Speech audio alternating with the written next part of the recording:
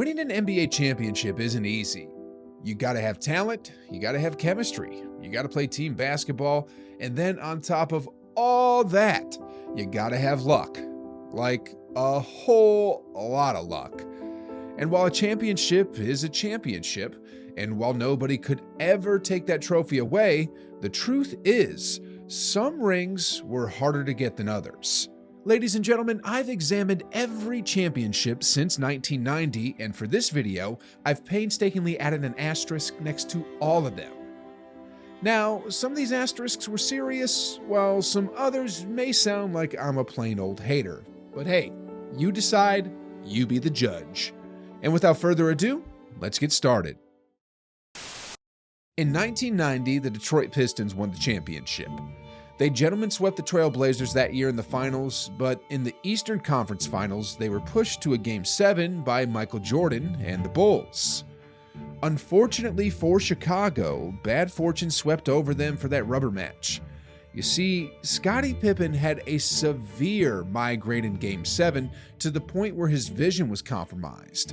Then on top of that, their starting point guard John Paxson sprained his ankle and couldn't play. As a result, the Pistons won by nearly 20 points and had a relatively easy matchup in the finals. The 1991 champions were the Chicago Bulls, as they gentlemen swept the Lakers in the finals. One noteworthy footnote we have to add, though, is James Worthy, the leading scorer for the Lakers all season, got injured in the Western Conference Finals and was playing with a severely compromised ankle, which only got worse as he re-aggravated it in the fourth quarter of Game 1. The Lakers were able to steal that game, but it was clear that their top scorer was not the same. And as a result, the Bulls easily cruised through the next 4 games en route to the first championship. The 1992 winners were, as we all know, also the Chicago Bulls, who beat the Portland Trail Blazers in 6 games. One big if, however, is, would Portland have won if Arvydas Sabonis was able to play in the NBA that year? You see, a player by the name of Arvydas Sabonis, who was arguably the best basketball player not named Michael Jordan at the time, was drafted in 1986 by the Trail Blazers, but because of politics, wasn't allowed to play in the NBA until almost 10 years later in 1995. He was in his physical prime in 1992 and was the best European player alive. I mean, look at this clip here of him posterizing David Robinson. In addition, he also just happened to be a 7'3" giant, and the Bulls' weakness that year was the center position. Anyway, the Bulls won it again in 1993, but this time against Sir Charles Barkley and the Phoenix Suns. This one isn't really an asterisk, but it's more of a what if. You see, the Bulls were down 2 with 5 seconds left in Game 6, but then John Paxson hit a 3-point game-winning shot and sealed the deal. But had he missed that shot, both teams would have headed back to Phoenix for a Game 7, where the Suns would have had all the momentum. So, the big question here is, what if Paxson missed? To this day, Charles Barkley still asks himself that question every night before bed. The 1994 and 1995 winners were the Houston Rockets, and this one is short and easy.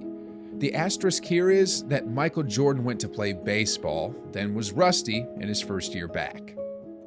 The 1996 champions were the Bulls again, and this was the year they went 72-10. We do have to note, however, that their finals opponents weren't slouches. The Supersonics won 64 games that season. Anyway, Seattle's Defensive Player of the Year, Gary Payton, was playing with an injured calf, and as a result, they didn't put him on Jordan until Game 4, when they already found themselves down 0-3.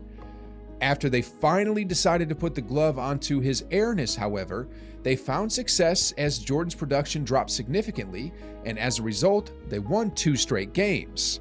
Unfortunately, it was too little, too late. No team has ever come back from a 3-0 deficit. The 1997 winners were the Bulls again, as they dismantled the Jazz in 6 games.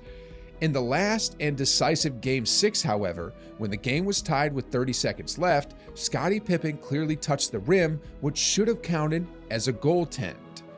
Unfortunately for Utah, the referees didn't make the call, and they eventually lost that game and that series. 1998 was more or less the same, with the Bulls winning against the Jazz again in 6 games. This time, however, it was Jordan. As he found his team down 1 with just mere seconds running on the clock, he decided to take it upon himself to shoot the game winner. To create space to shoot, however, it's clear that his left hand pushed off the defender, but unfortunately for the Jazz, the refs missed the call again, and as a result, Karl Malone and John Stockton remain ringless till this day. 1999 was the beginning of the Spurs dynasty, but according to Phil Jackson, it was because of a shortened season, and here's what he said. When teams would play 18 to 19 games in the last month of the season, it broke down some of the older, steady teams because of the impact of a heavy schedule.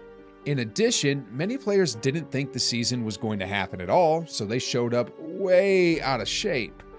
The most famous case being Cleveland's Shawn Kemp, who arrived at training camp 35 pounds overweight and said, "Coach, I didn't think we were coming back."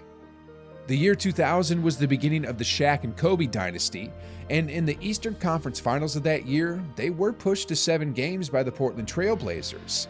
Many fans to this day, however, feel that Game 7 was fixed, as LA had a huge free throw disparity. For that deciding game, the Lake Show had 37 free throws to Portland's 16. 2001 was more or less the same thing, a free throw issue. Allen Iverson only got 4 free throw attempts in Game 2, and fans of the game feel that if the refs called his fouls properly and gave him the free throws he deserved, the Lakers would have been down 0-2 after that game and would have faced quite the uphill battle. 2002 was the Lakers again, and this was by far the biggest scandal in playoff history. In the Western Conference Finals against the Sacramento Kings, the fouls appeared completely one-sided. It's like the refs didn't even try to hide their bias. I mean, there's even a referee highlight video on YouTube. Then, to make things worse, a referee by the name of Tim Donaghy even came out and openly said that the series was rigged in favor of the Lakers. 2003 was the Spurs again, and the asterisk here is that they really had an easy path to the championship.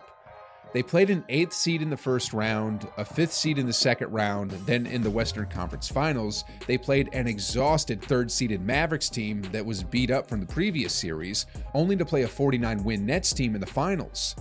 Despite being second in the East, that 49-win Nets team would only have been good enough for a 7th seed in the West.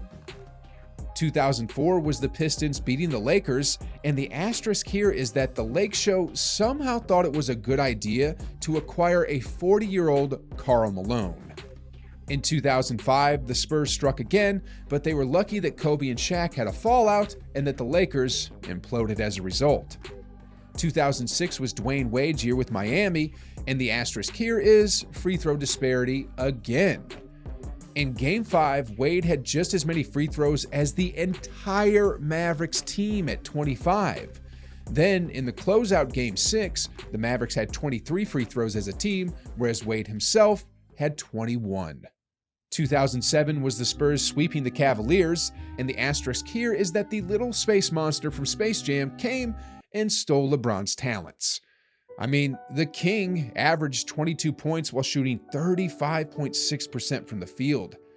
How else would you explain that?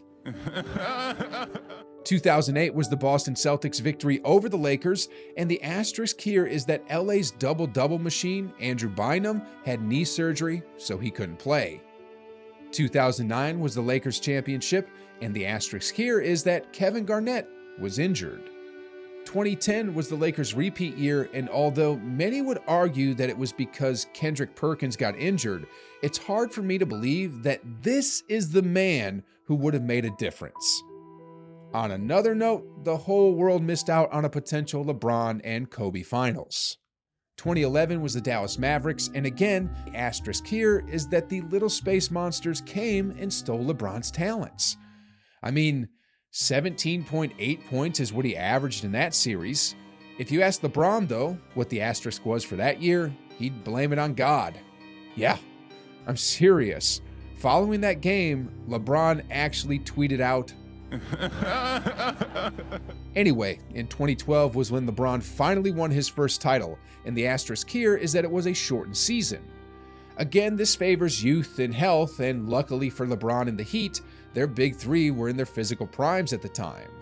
Some people may dismiss this and say that it's all the same, but can you imagine LeBron today playing back-to-back-to-back-to-back games for seeding purposes? Or Kawhi Leonard playing back-to-back-to-back games to stay out of the play-in tournament? Sheesh, guys.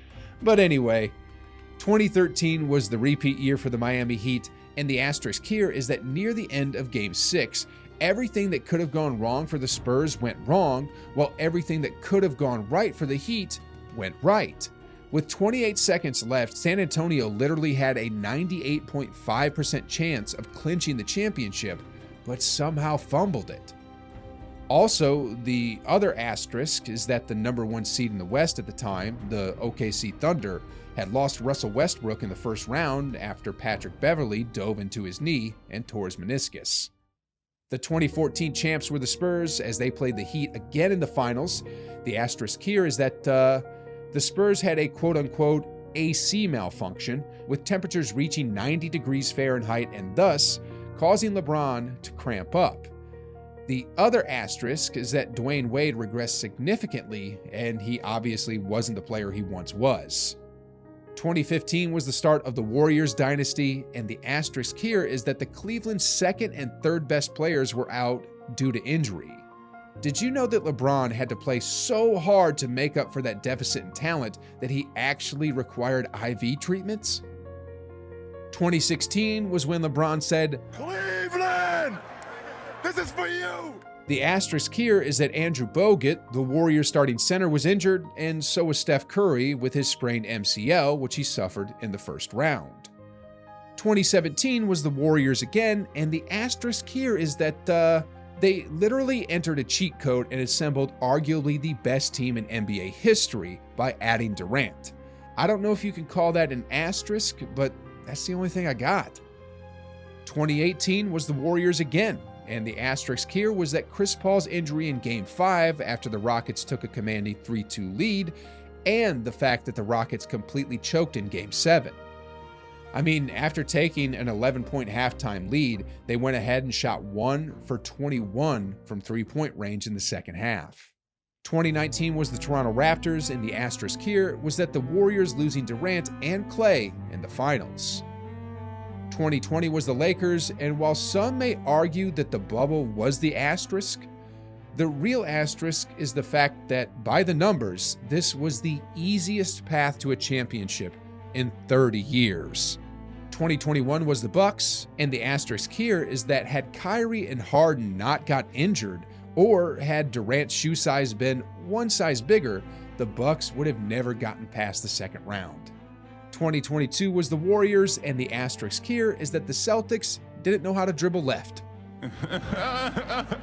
Okay, I'm kidding. The asterisk here is that they went up against a depleted Nuggets team in the first round. Had Murray and Michael Porter Jr. both been healthy, then this would have been a very interesting first round to watch.